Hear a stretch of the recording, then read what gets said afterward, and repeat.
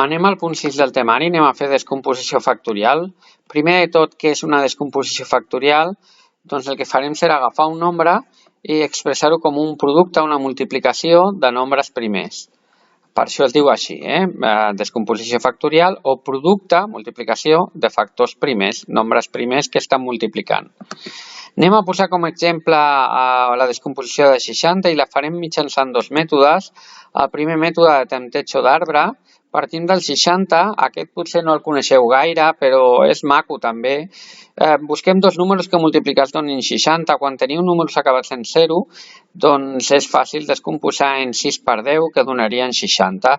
Per tant, aquests dos números serien 6 i 10. Descomposar 6 és molt fàcil, dos números que multiplicats donin 6 seria 2 per 3 i dos números que multiplicats donin 10 seria 2 per 5. Amb la qual cosa ja hauríem acabat la descomposició factorial. Podríem dir que 60 és 2 al quadrat per 3 i per 5. Molt bé, això en quant a la descomposició de 60, mètode de tempteig. Anem a fer la tradicional, que ja la controleu més. Tirem línia, com que 60 acaba en 0, podem dividir entre 2. 60 entre 2 donaria 30, com a quocient. Tornem a dividir entre 2 perquè acaba en 0. El quocient donaria 15, la meitat de 30 són 15. Ara ja hauríem de dividir entre 3, ens donaria 5, i entre 5 ens donaria 1. Amb la qual cosa, evidentment, ens dona el mateix que abans. 60 és 2 al quadrat per 3 i per 5, que evidentment si multipliquem 2 al quadrat per 3 i per 5 ens donarà 60. Estem expressat 60 com un producte, multiplicació, de factors, i aquests factors són nombres primers, 2, 3, 5 en aquest cas.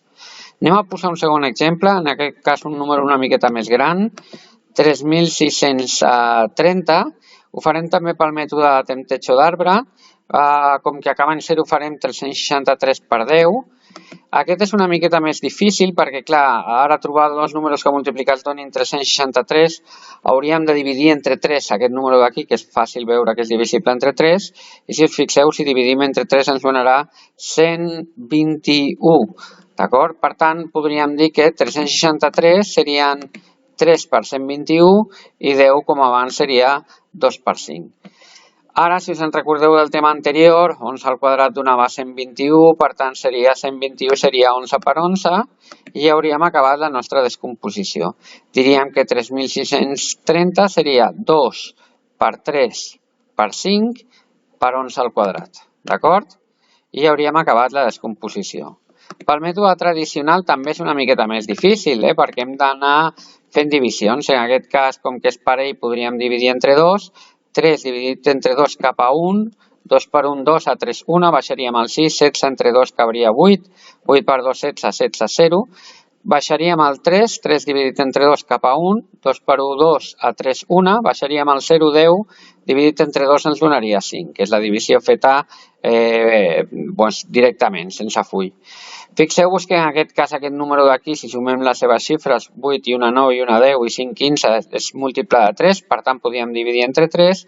Fem la divisió directament, 18 dividit entre 3 cabria 6, 6 per 3, 18, a 18, 0, i ara baixaríem l'1, no hi cabria, posaríem un 0 i baixaríem el 5, 15, i 15 dividit entre 3 donaria 5.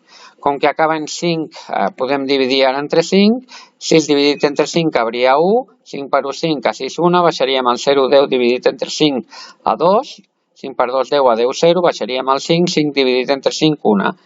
I ara, el mateix que abans, sabíem que això és divisible entre 11 i que ens donarà 11 i un altre cop 11 i 1. Amb la qual cosa ja tenim la descomposició feta. 3.630 seria 2 per 3 per 5 per 11 al quadrat.